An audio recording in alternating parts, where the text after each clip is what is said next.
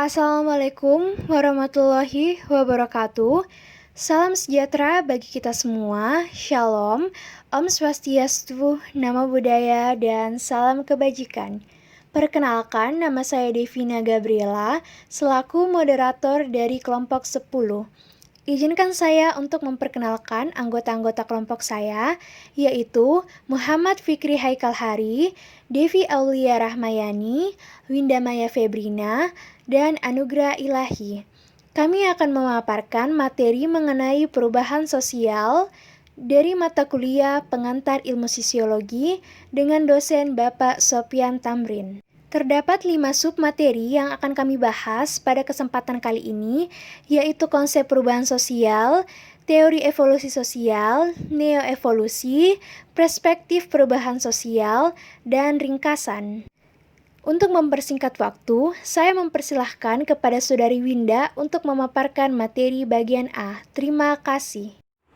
Assalamualaikum warahmatullahi wabarakatuh, dan terima kasih atas kesempatan yang telah diberikan. Pertama, saya akan memaparkan materi tentang konsep perubahan sosial. Terdapat banyak perbedaan pendapat mengenai konsep perubahan sosial di kalangan para ahli, yakni, menurut Maurice Ginsburg, konsep perubahan sosial untuk menyatakan perubahan penting yang terjadi dalam keseluruhan struktur sosial. Sedangkan menurut Franz J. Cohen, perubahan sosial merupakan perubahan struktur sosial dalam organisasi sosial, perubahan hidup dalam nilai sosial, dan budaya masyarakat. Secara umum, perubahan sosial dapat didefinisikan sebagai perubahan yang terjadi dalam kehidupan masyarakat yang berhubungan dengan norma, nilai-nilai, serta beragam pola dari kehidupan itu sendiri, mulai dari tingkat individual hingga ke dunia.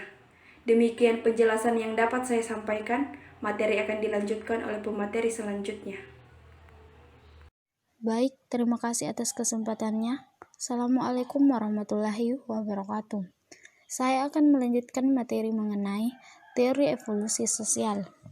Sejak abad ke-16, filsafat sejarah di Prancis telah mengemukakan suatu pemikiran bahwa umat manusia mengalami perkembangan melalui tahapan tertentu menuju suatu keadaan yang lebih baik. Auguste Comte membagi 3 tahapan evolusi sosial, yang dikenal dengan nama hukum fundamental perkembangan manusia, yaitu teologis atau khayalan, tingkat metafisika atau abstrak, tingkat ilmiah atau positifis. Nah, yang pertama, tahapan teologis atau khayalan. Pada tahapan ini, pemikirannya didasarkan pada tindakan supranatural dan tindakan dari Tuhan.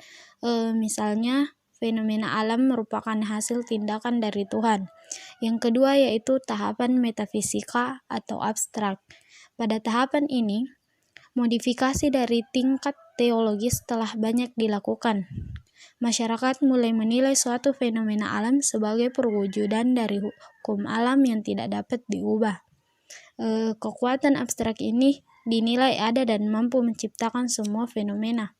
Yang ketiga yaitu tahapan ilmiah atau positifis, atau biasa juga disebut dengan tahapan akhir.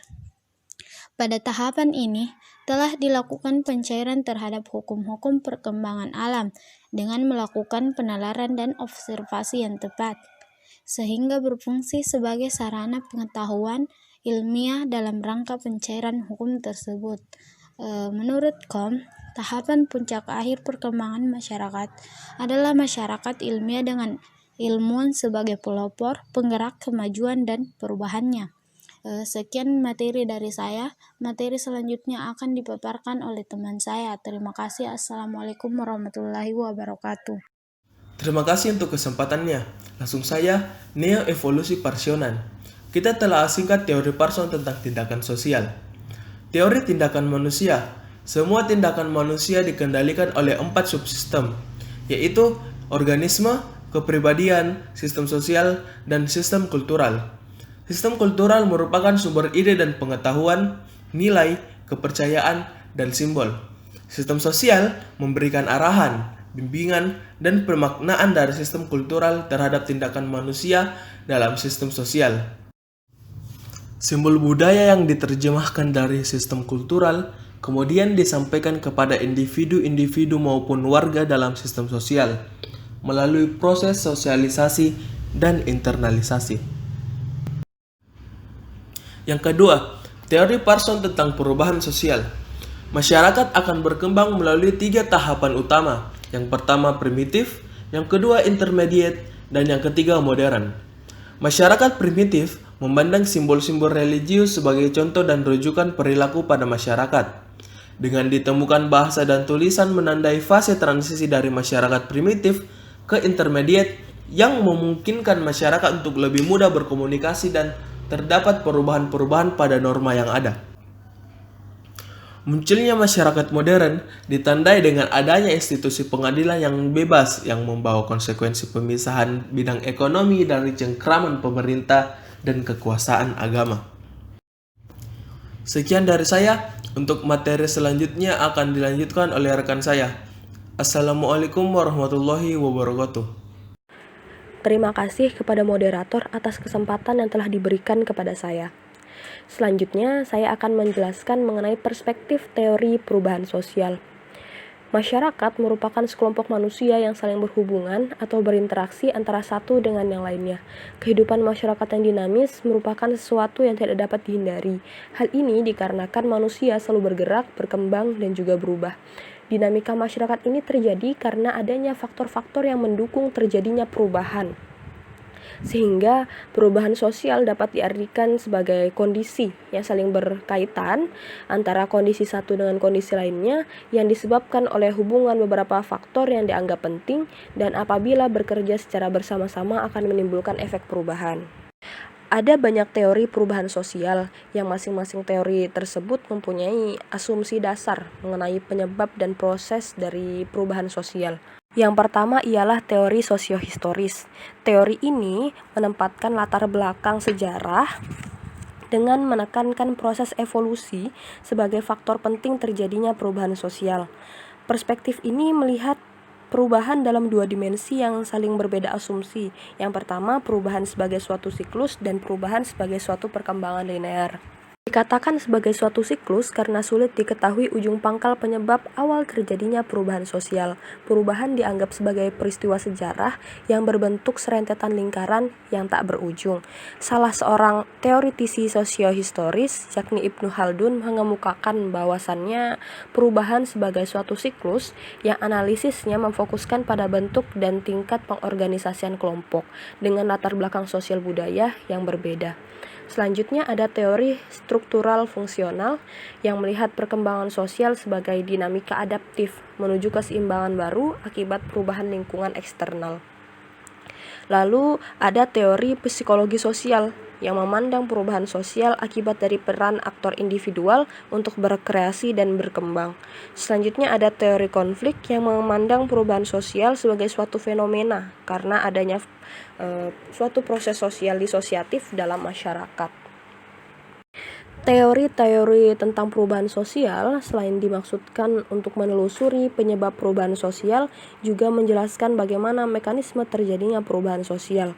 Untuk menjelaskan mekanisme perubahan dengan baik, paling tidak kita harus memperhatikan 3 perspektif penting, yakni yang pertama ialah perspektif materialis. Perspektif ini menempatkan teknologi sebagai pendorong utama mekanisme perubahan. Lalu bagaimana cara teknologi mempengaruhi perubahan? Yang pertama, teknologi meningkatkan alternatif-alternatif baru bagi manusia. Yang kedua, teknologi mempengaruhi dan mengubah pola interaksi. Ketiga, adanya introduksi teknologi yang cenderung menimbulkan konflik di dalam masyarakat. Lalu yang kedua ada perspektif idealis yang menempatkan ideologi dalam mekanisme perubahan. Contohnya ideologi agama yang mengubah total suatu masyarakat. Yang ketiga ada perspektif interaksional yang melihat perubahan sosial sebagai dinamisasi proses sosial dalam masyarakat yang di dalamnya ada proses disosiatif dan asosiatif yang mengisyaratkan kompetisi dan juga konflik. Terima kasih. Terima kasih saya ucapkan kepada teman-teman kelompok saya yang sudah memaparkan materi. Saya akan membahas ringkasan dari materi yang kami bahas pada kesempatan kali ini. Perbedaan pemaknaan terhadap konsep perubahan sosial masih problematik hingga kini. Secara sederhana, perubahan sosial dapat diartikan sebagai proses di mana dalam satu sistem sosial terdapat perbedaan-perbedaan yang dapat diukur yang terjadi dalam kurun waktu tertentu. Menurut Comte sendiri, setiap masyarakat terus mengalami perkembangan, di mana perkembangan selanjutnya dipengaruhi oleh perkembangan sebelumnya, dan akhir puncak perkembangan masyarakat adalah masyarakat ilmiah dengan ilmuwan sebagai pelopor dan penggerak kemajuan. Sama halnya dengan Comte, Parson mengembangkan teorinya tentang perubahan sosial, di mana tahapannya dimulai dari primitif, intermediate, dan modern. Perubahan sosial sendiri terjadi disebabkan oleh latar belakang sejarah, konflik, dinamika adaptif, dan manusianya sendiri yang terus berkembang menuju ke arah yang modern dan kompleks. Agar kita mengerti mengenai mekanisme terjadinya perubahan, kita harus mengetahui 3 perspektif, yaitu materialis, idealis, dan mekanisme interaksional. Apapun definisi, pola, tahapan, dan mekanismenya dapat ditarik kesimpulan jika perubahan sosial normal adanya.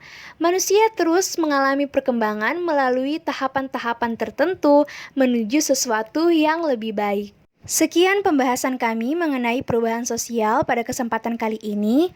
Mohon maaf sebesar-besarnya jika terdapat salah-salah kata ataupun kata-kata yang kurang menyenangkan di hati Anda sekalian. Sekian dan terima kasih. Thanks for watching. Assalamualaikum warahmatullahi wabarakatuh.